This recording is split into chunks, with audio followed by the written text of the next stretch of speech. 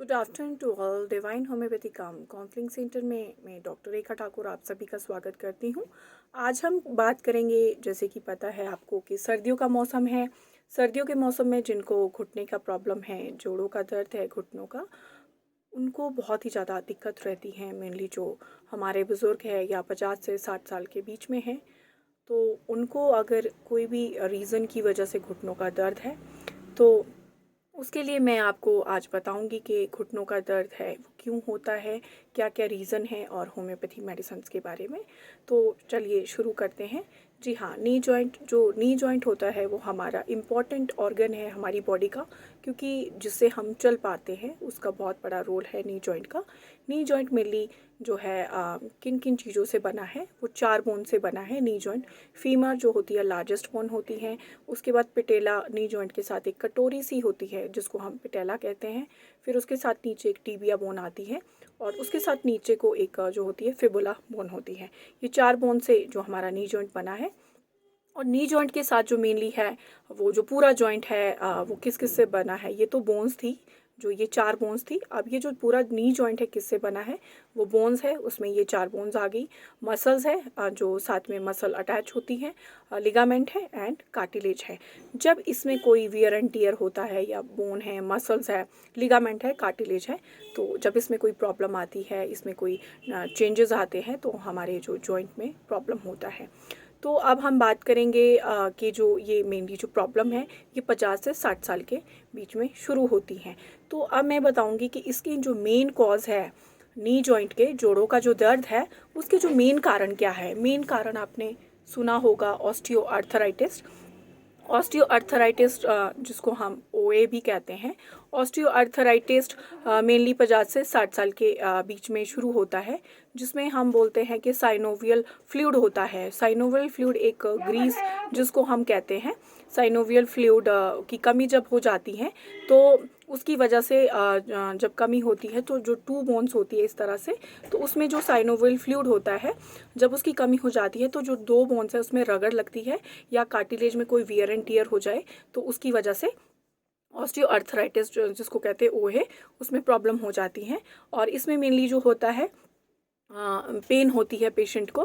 कुछ लोगों को जो पेन होता है जब वो मॉर्निंग में उठता है, जो सुबह पहले वो चलता है, या कुछ लोगों को बैठ के आराम मिलता है, कुछ लोगों को चलने से आराम मिलता है। और सेकंड कारण है मसल का खिंचाव। जब हम दौड़ते हैं, जब भी कोई मसल में खिंचाव पड़ता है, तो उसकी वजह से स्वेलिंग हो जाती है, उसकी वजह से भी नी जॉइंट में प्रॉब्लम होता है। तीसरा कारण है इंटीरियर क्रूशियल लिगामेंट। उसकी वजह से भी अगर वो फट जाता है, तो उसकी वजह से भी उसमें प्रॉब्लम होती है नी जॉइंट में। चौथा कारण है नी इंजरी। अगर हमारे को घुटनों में कोई इंजरी हो गई है, कोई एक्सीडेंट हो गया है, तो उसकी वजह से नी जॉइंट में प्रॉब्लम होता है, क्योंकि वो फट गया है, तो उसकी वजह से भी प्रॉब्लम होता है। अब एक मेन कारण है, ये तो था जो मेन कारण, और एक मेन कारण है रोमेटॉइड अर्थराइटिस। और जो ऑस्टियो अर्थराइटिस है, इसमें मैं डिफ्रेंशिएट करना चाहूँगी। ऑस्टियो अर्थराइटिस होता है chronic progressive degenerative changes. Chronic मतलब पुराना, प्रोग्रेसिव धीरे धीरे, एंड डीजनरेटिव चेंजेस। डीजनरेटिव मतलब वियर एंड टियर हो जाना, तोड़फोड़ हो जाना, उसकी वजह से प्रॉब्लम होती है। और हम अब बात करते हैं रोमेटॉइड अर्थराइटिस। रोमेटॉइड अर्थराइटिस एक ऑटोइम्यून डिजीज़ है, जो कि क्रोनिक प्रोग्रेसिव ऑटोइम्यून डिजीज़ है, जिसकी वजह से जो WBC सेल्स है उसमें प्रॉब्लम आने लग जाती हैं। जो हमारे ऑटोइम्यून सेल्स है उनकी कमी हो जाती है, उसकी वजह से प्रॉब्लम रहता है। अब मैं इसके मेन सिम्टम बताऊंगी ऑस्टियोआर्थराइटिस कि कैसे डिफ्रेंशिएट करते हैं। ऑस्टियोआर्थराइटिस में मेनली क्या होता है कि जो भी जॉइंट है, अगर राइट नी का है, तो लेफ़्ट का भी इन्वॉल्व रहेगा, क्योंकि वो दोनों में प्रॉब्लम आएगी, वो दोनों में। और वो पहले क्या होगा, पेन रहेगा जोड़ों में, रेडनेस रहेगी, स्वेलिंग रहेगी एंड फीवर रहेगा। तो एक जॉइंट इन्वॉल्व है, दूसरा भी इन्वॉल्व रहेगा।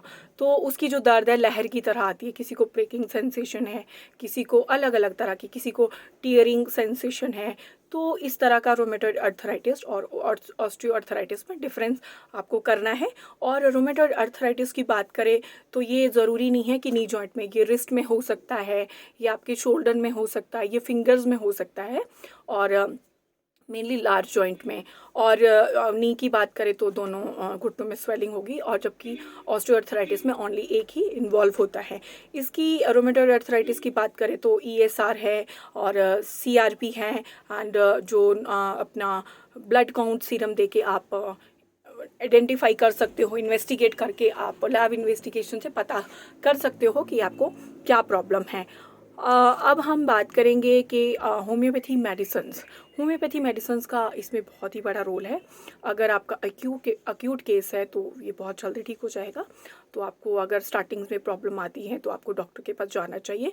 देखो, वैसे तो होम्योपैथी में बोला गया है कि इंडिविजुअलाइजेशन है, मतलब कि पेशेंट को डॉक्टर के पास जाना इम्पॉर्टेंट है, या उसको केस डिटेल हिस्ट्री देना इम्पॉर्टेंट है, क्योंकि होम्योपैथी में कोई स्पेसिफिक रेमेडी नहीं आती।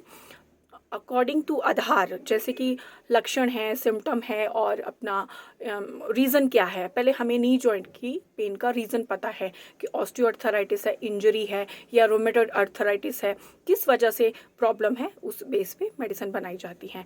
लेकिन फिर भी जैसे कोई जो कॉमन मेडिसिन यूज़ होती है, मैं थोड़ा बहुत उसके बारे में बताऊंगी। बाकी अगर आपको प्रॉब्लम है तो किसी होम्योपैथी डॉक्टर के पास जाइए, और डिटेल में हिस्ट्री दे के ही कॉम्बिनेशन मेडिसिन के बनाए जाते हैं। गाउट है, रोमेटॉइड आर्थराइटिस है, ऑस्टियोआर्थराइटिस है, ब्रूसाइटिस है, ये मेन जो रीज़न है। जैसे इंजरी है कोई, मैंने आपको बताया, कोई फ्रैक्चर है, तो ये रीज़न है, उसके आधार पर ही ट्रीटमेंट किया जाता है। लेकिन जो कॉमनली मेडिसिन यूज़ होती है, कॉम्बिनेशन बनाए जाते हैं, जैसे रस्टॉक्स है, जब पेशेंट मॉर्निंग में उठता है, उसको मेनली विंटर्स में या रेनी सीजन में प्रॉब्लम रहता है। जब पेशेंट मॉर्निंग में उठता है तो उसकी जो फर्स्ट मूवमेंट होती है वो बहुत टफ होती है, जैसे जैसे वो चलता है उसको आराम मिलता है। और जबकि ब्रायोनिया का जो पेशेंट है उसमें उसको चलने से तकलीफ़ होती है और बैठने से उसको आराम मिलता है।